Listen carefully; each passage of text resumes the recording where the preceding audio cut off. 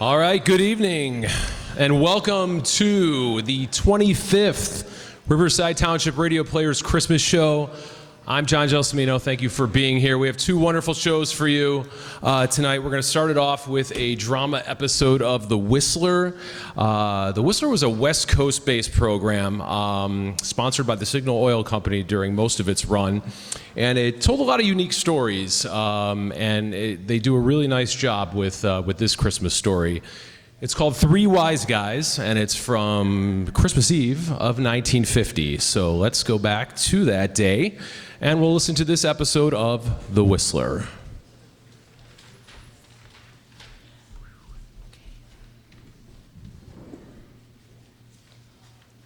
And now stay tuned for the program that has rated tops in popularity for a longer period of time than any other West Coast program in radio history. The Signal Oil program, The Whistler, transcribed by Signal Oil Company for Christmas Eve to enable the entire production staff of The Whistler to spend Christmas Eve at home with their families.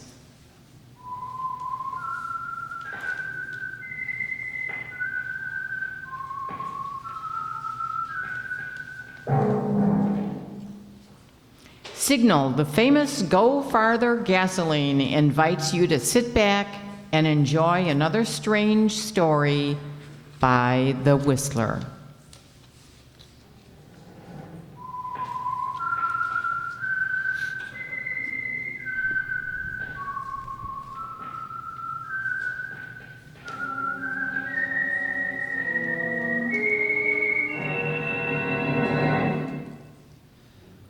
I am the Whistler, and I know many things, for I walk by night. I know many strange tales hidden in the hearts of men and women who have stepped into the shadows. Yes, I know the nameless terrors of which they dare not speak. And now, for the Signal Oil Company, The Whistler brings you a most unusual story, one of the most heartwarming stories of our times, especially appealing this Christmas Eve. Three Wise Guys.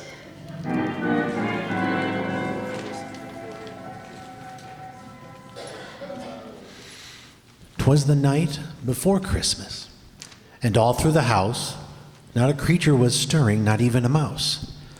Even Broadway, that glamorous avenue of make-believe in faraway New York, seemed empty, deserted. Most cafes and eating places were closed, but the doors of an occasional refuge for those hardy souls who prefer to walk alone were still open. Such a place was Good Time Charlie's Bar on 49th Street, where, on another Christmas Eve, a series of unusual events began, ending in one of the most unusual stories Good Time Charlie had ever listened to.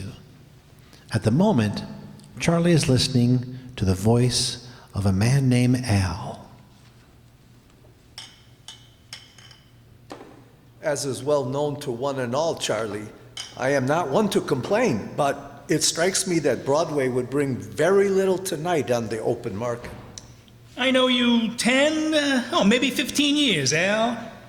Until now, I don't know you know there is an open market. Aha! For the past 12 months that I know of, I am 100% legitimate. Honest, legitimate Al. You want another rock candy and rye without the rock candy? I very seldom indulge in alcoholic beverages, but in answer to your question, yes. I haven't seen you for a year, Al. You want to run over that part again where you tell me you're playing it straight for the past 12 months? As of last Christmas Eve, I am a 100% honest ticket scalper. I do not make a killing, but I get that good warm feeling that comes with being 100% legit. It feels good to play it straight. Cozy. You want to tell me about it, Al? I do not mind if I do, good time, Charlie.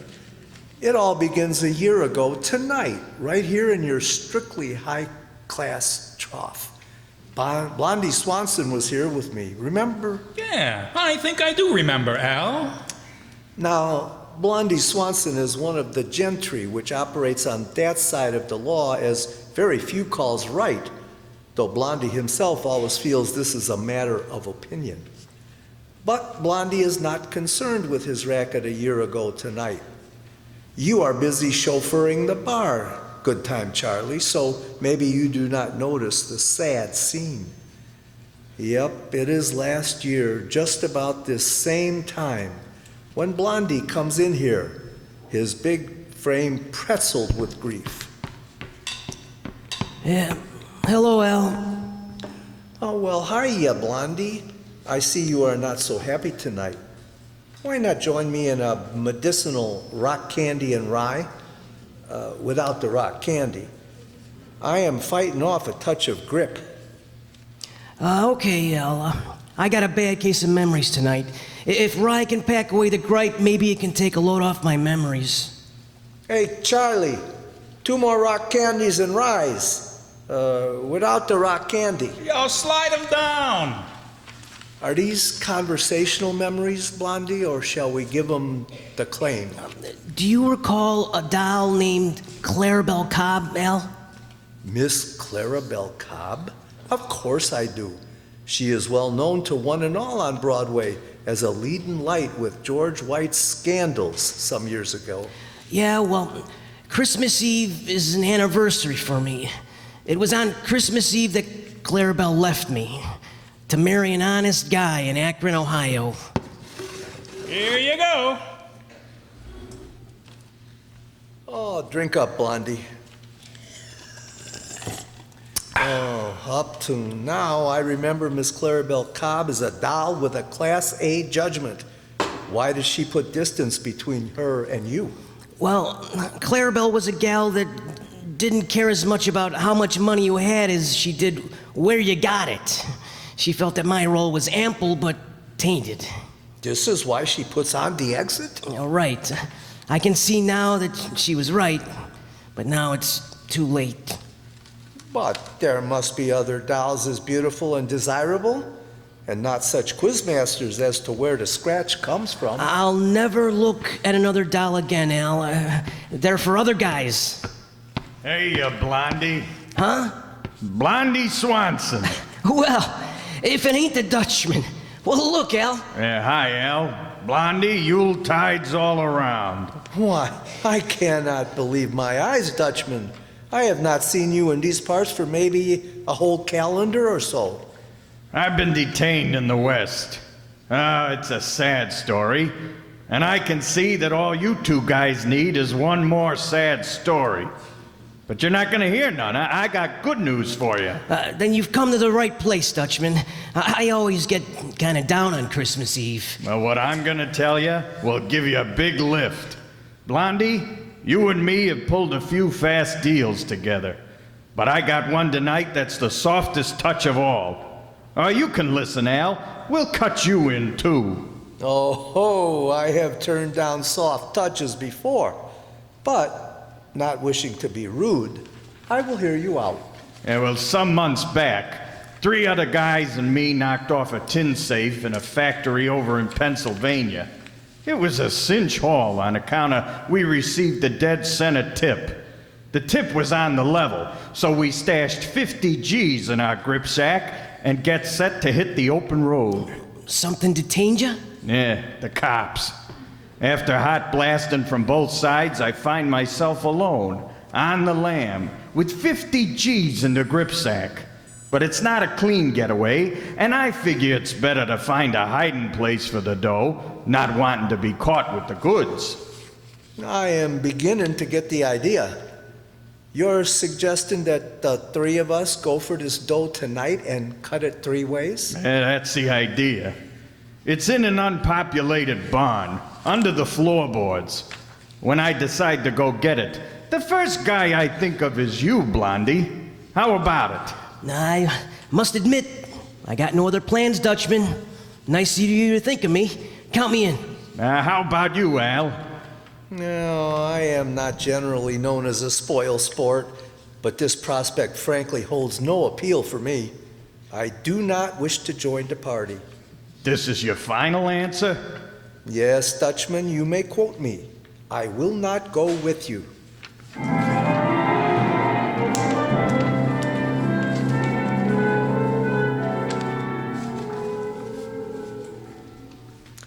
Well, good time, Charlie, that's the way it went.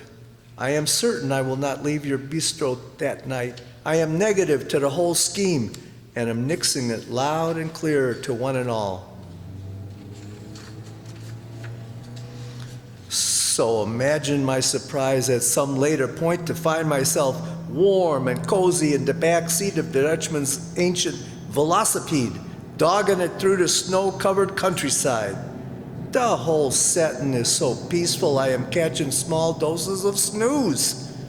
But in between times I cannot help but overhear the upfront conversation of Blondie and the Dutchman. Hey, you sure this is the right road, Dutchman? Yeah, certainly, I'm sure.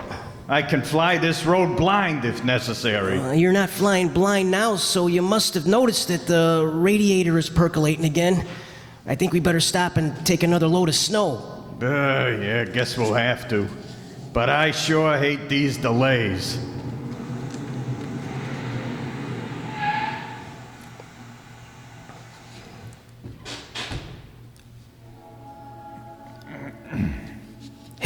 Hey, Dutchman. Listen. It must be coming from that little church. Yeah. Come on, they'll put the snow in the radiator. Sounds real pretty, that kind of singing. You think that's pretty? Wait till you hear real music. The kind money makes when it's crisp. Hey, Blondie, Dutchman? Where are we? In Pennsylvania, Al. Not far from that barn where I stashed the factory payroll. How can you tell? I for one see very little but darkness around and about. I gotta agree with Al, Dutchman. I got a feeling we're lost. Maybe we better give up the whole scheme. You two give up easy. I tell you, I know for certain we're close to that barn. I can tell by that big fat star I've been following for the last few miles. Oh, yeah. I am seeing a small light ahead. But I observe if this is a star, it is hanging very low to the ground. I still got a feeling we're lost. Why don't we go back to Good Time Charlie's, which is a lot easier to find? I don't care how low this star is hanging. I know it's leading me straight. I'm running this show, so you two better seal up. There, look. I'm right as rain. This is the barn.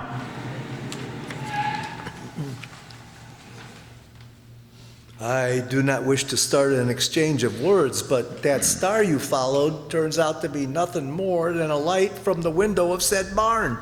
Okay. So somebody's living in the barn. I'll take care of them if they're too hard to get along with. I vote for getting out of here. I am not dressed to call on strangers myself. Come on and cut the gab. Besides, maybe there's only animals in the barn. I don't see no human footprints in the snow except ours. I'll be doggone. Say, look through that window, Blondie. Is that a doll in there? Let me see. Oh, yeah. Yeah, she's a doll. Not only that, I don't think she's feeling in the pink either. Now that we're here, let us go inside and see if there's anything we can do for her. I don't care nothing about a sick doll. I want to lay my mitts on the grip sack with the 50 G's in it. Come on.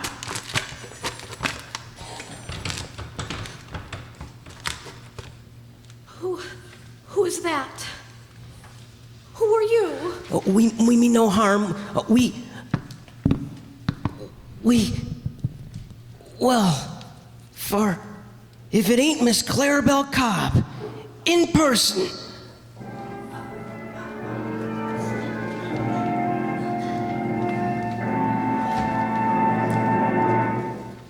Friends, to all of you who have opened your homes to the Whistler, Not only throughout the year, but even tonight on Christmas Eve, the Signal Oil Company has asked me to express their sincere appreciation for this pleasure and privilege. And we of the cast want to add our thank you too. During the 8 consecutive years that the Whistler has been broadcast by Signal Oil Company, many of us have celebrated Christmas with many of you a number of times. And believe me, we're mighty proud that you consider us part of your entertainment family. Tonight, on behalf of Signal Oil Company and the independent Signal dealers who serve you in the states of California, Oregon, Washington, Idaho, Nevada, Arizona, and Utah, I want to convey warmest season's greetings. May the many blessings of living in these United States of America enrich your holiday season and the new year.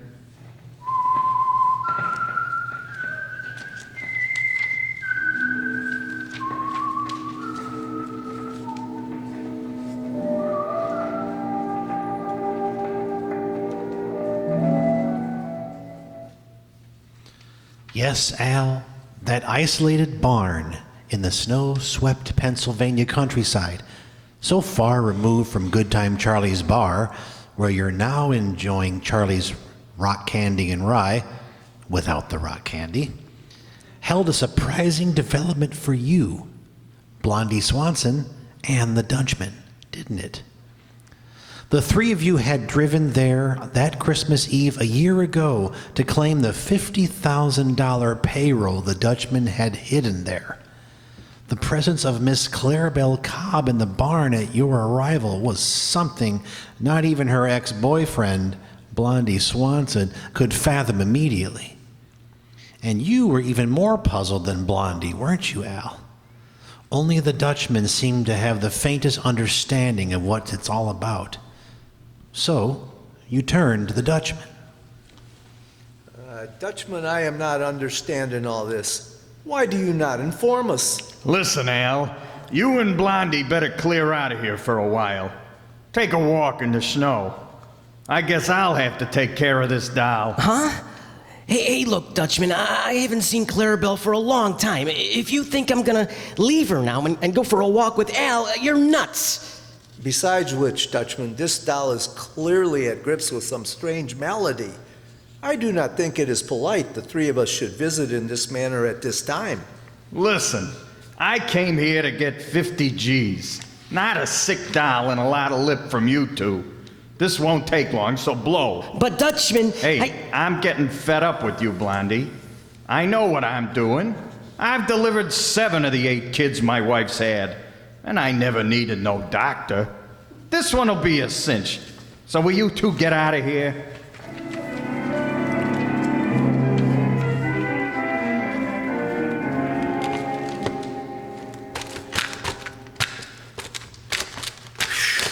I cannot help but say this is quite a night for surprises, Blondie. yeah. I, for one, take winter sports or leave them to someone else. Al, Yeah, Blondie? we could take the Dutchman's car there. You think Clarabelle would be better off if we got her a dock? Well, I am new in this racket, Blondie, but if you want an inexperienced opinion, I will say... What was that? What? That! Well, Blondie, I am new in this racket, but if you want an inexperienced opinion, I will say Miss Clarabelle Cobb is a cinch mother. Come on, let's get back to the barn.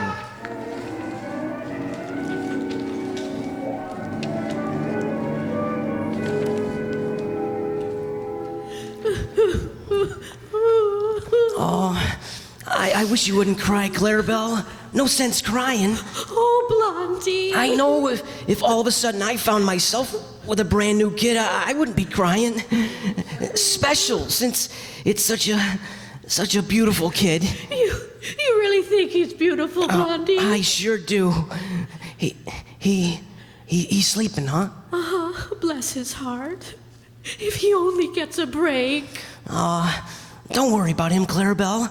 A beautiful kid like that, they'll love him in Akron. Oh, Blondie, there's so much I want to tell you. Yeah, but maybe you ought to sleep now yourself, huh? Oh, not till I tell you, Blondie. You gotta know about everything. Why I'm staying here in Dr. Kelton's barn, about Joe, my husband. He's in such trouble, Blondie. He's in jail.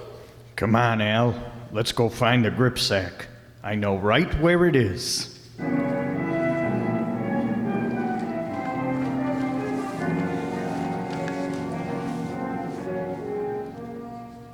Hey, look, Al. This is more like it. Yeah, it's all there. $50,000. A very likely safe. This is all that counts. A fat swatch of cash. Especially if it's mine. Come on, let's get Blondie and clean out of this barn. You ain't going anywhere with that dough, Dutchman. You want to play that again, Blondie? The same song. I said you ain't going anywhere with that dough. You tell me what he said, Al. I don't like what I'm hearing. Well, Blondie has mouthed the same identical words 2 times around, Dutchman. And I, for one, get the impression he means it. I do. You didn't tell us the whole story of this dough and how you came by it, Dutchman. Now listen, Blondie. No, I've been listening. I heard everything you said about this factory payroll job you pulled, and you never did say anything about trussing up the bookkeeper at the factory that night. So what? Not only that, you make it look like it's an inside job and leave the bookkeeper to take the rap. So? They gotta nail somebody for it.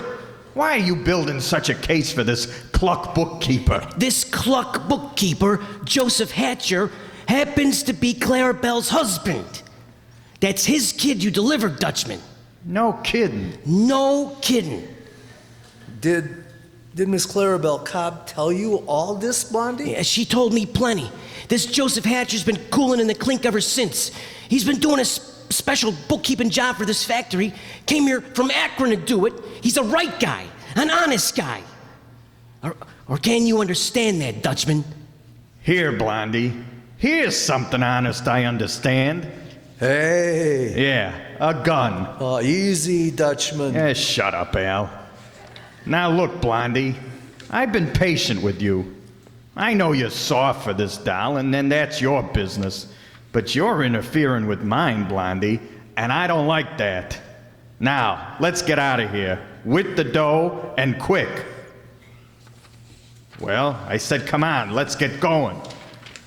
Dutchman, please, put the iron away. It is not in keeping with the season to pull a heater on Blondie. In addition to which, this shouting is apt to wake that kid who is a pretty tired character like his mama. Now you're going soft, Al? What's with you two? Listen, Dutchman. Clarabelle's husband don't know she's living in this barn. And when she heard they'd salted him away on a bum rap, she came here to try to help him. Then she found out she's going to have a kid, and she looked up a doc here, a guy named Kelton. Clarabelle's got no dough, but Doc Kelton gives her first-rate care all up to now. Even fixes it so she can stay in this barn. It's not great, but it beats living in a snowbank. Stow it, will ya? The heater, Dutchman. Hide it, huh? Yeah, okay. But I'm still running this show, wise guys, and this is what we do. Blondie, here's the grip sack. Take my crate out there and find this Doc Kelton character. Pay him off for what he's already done for the doll. Give him some more for taking care of her and the kid from here on in. Then bring the grip sack back here and we'll blow. Yeah. You bet, Dutchman. Oh, and you can tell this doctor a couple of things for me. Tell him to get Clarabelle and the kid to a hospital where they belong. Sure, Dutchman. Sure. And tell him till now we didn't need no doc. That the Dutchman took care of things perfect. And that Mama and kid are doing nice, real nice.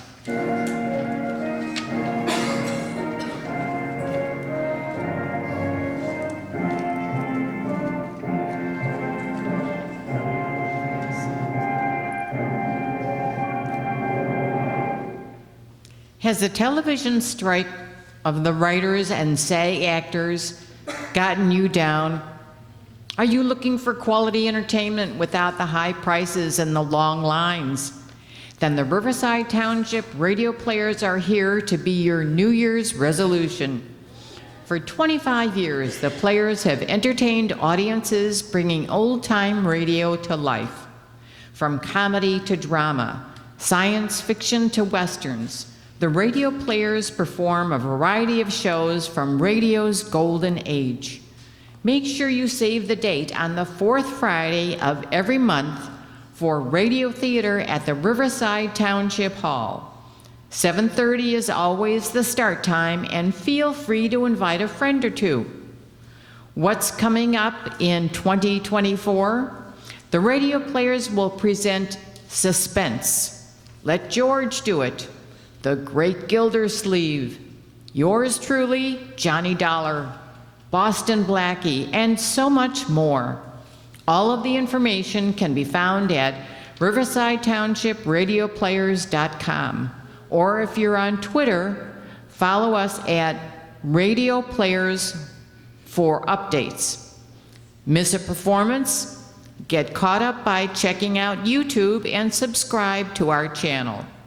Thanks for celebrating 25 years with us, and accept our most sincere wishes for a safe and joyous holiday season.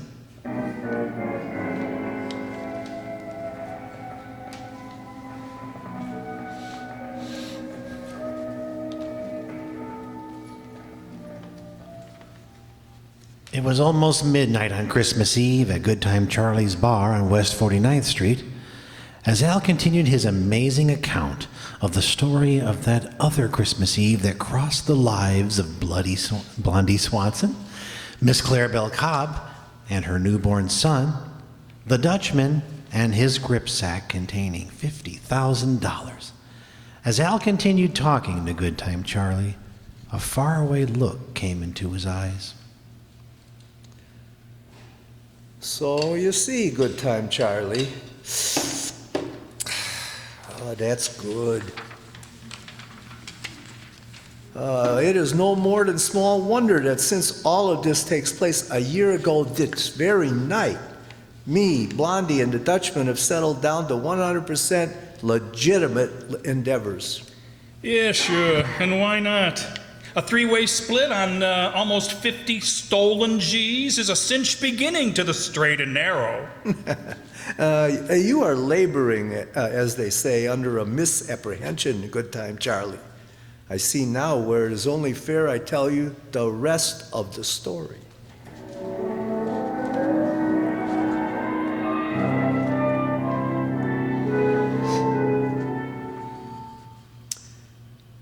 After Blondie makes the deal with Doc Kelton to get Miss Clarabelle Cobb and her brand new kid out of that barn and into a Class A hospital arrangement, the three of us are once again in the Dutchman's hot rod, beating it along the streets of some pint-sized burg in Pennsylvania, thinking to leave this territory for them as wants it.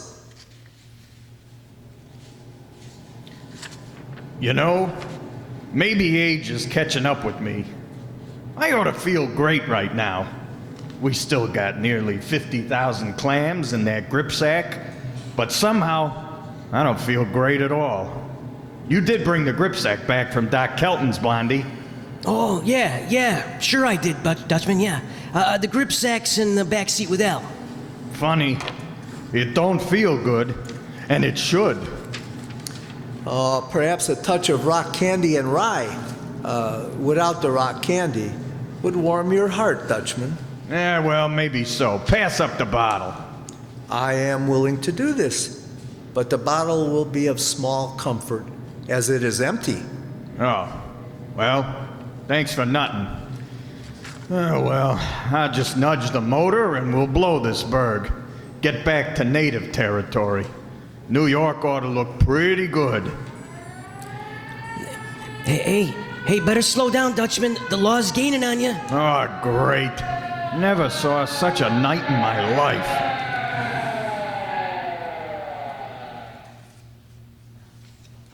That red light back there was no Christmas tree ornament. You should have stopped. Sorry, officer. And you're in a church zone clearly marked for 20 miles an hour. 40 is too much. We's hurrying home for Christmas, officer. Carrying toys for the kiddies in this tub? Huh. I'll bet. I better have a look around.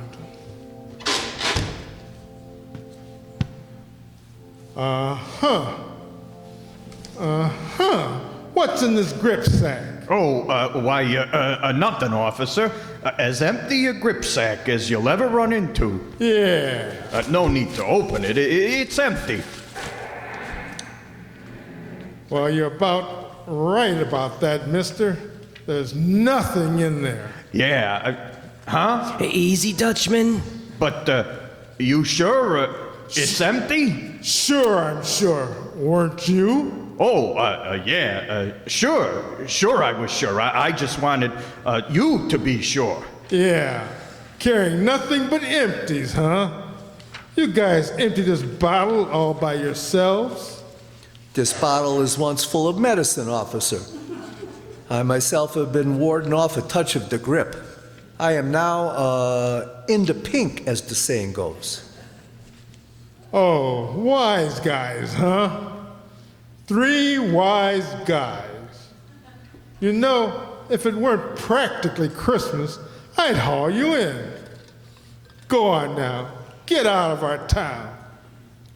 Oh, yeah. And Merry Christmas, 3 wise guys. Yeah, same to you.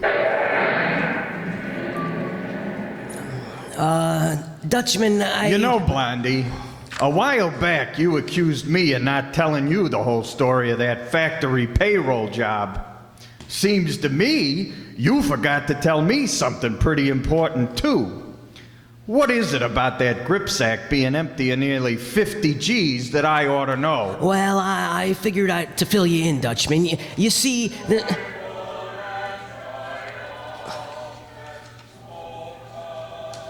Hey, look, Blondie, Dutchman, it's that same little church. Yeah. Yeah.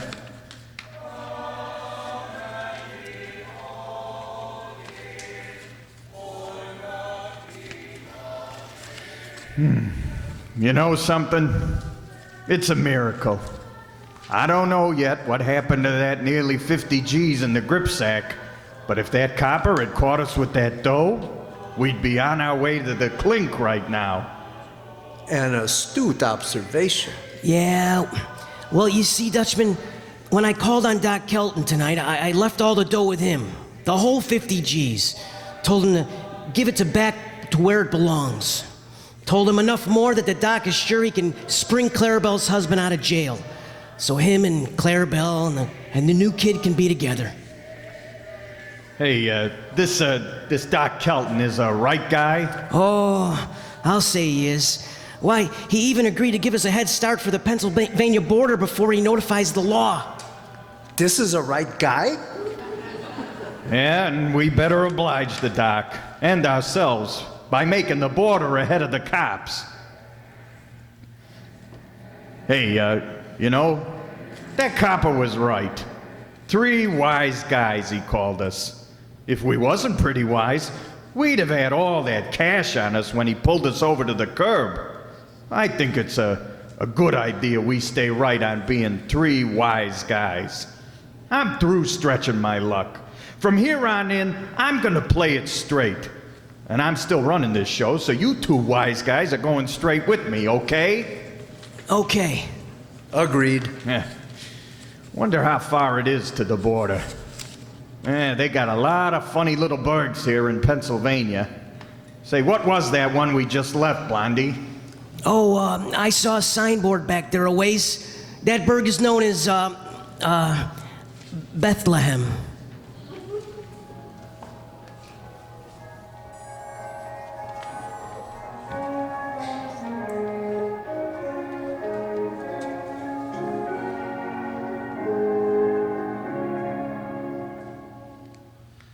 And so, on a night before Christmas in Bethlehem, Pennsylvania, 3 wise guys were strangely touched by the spirit of the season, a spirit born in another Bethlehem nearly 2,000 years ago. And tonight, on the eve of another Christmas, we hope that this same eternal spirit will someday bring to wise guys throughout the world the understanding that the future of the peoples of earth rests in goodwill toward all men.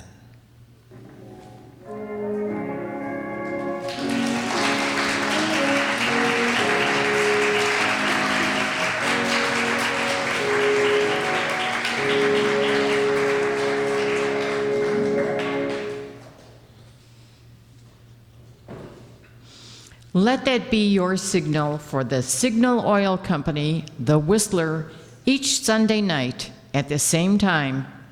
Signal Oil Company has asked me to remind you this week it's especially important to drive at sensible speeds, be courteous, and obey traffic regulations so some avoidable accident doesn't mar the holiday season for you.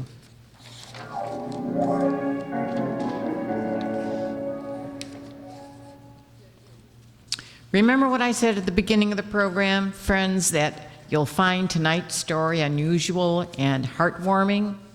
Now, wasn't I right?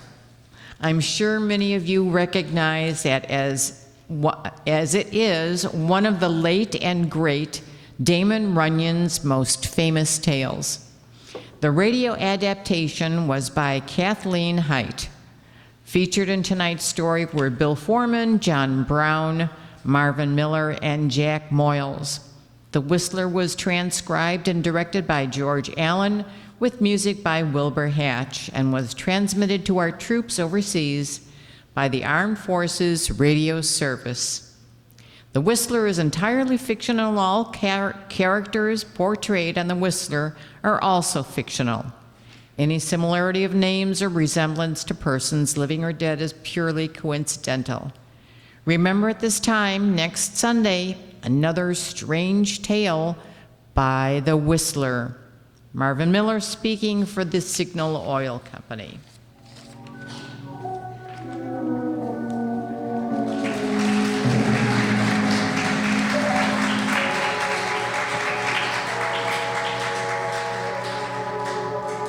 And now for our cast. The voice of the Whistler, who knows many things for he walks by night, Marty McNulty. Our three wise guys, so moved to change their ways, were Jay Summerfield as Al,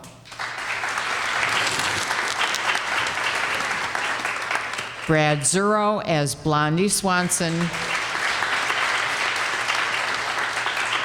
and Jacob Palka as the Dutchman.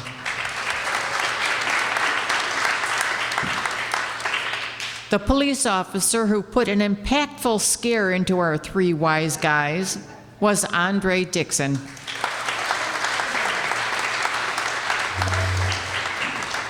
Clarabelle Cobb, the one that got away, was Corey Mizek.